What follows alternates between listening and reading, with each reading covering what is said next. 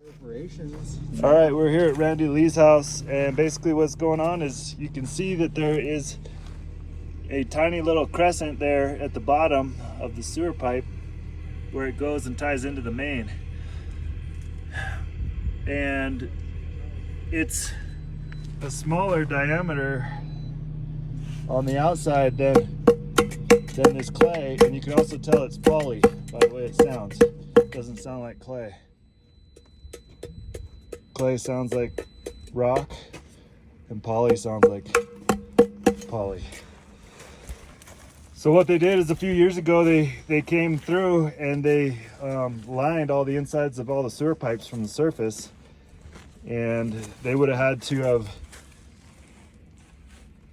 maintained the knockouts for all the taps from the surface as well. So either the poly liner that they retrofitted from the surface shifted inside there, which I suppose could be a possibility, or they missed the mark on this sewer tap. So I think this would be the responsibility of either whoever did that retrofitted work, or that is very much inside the main.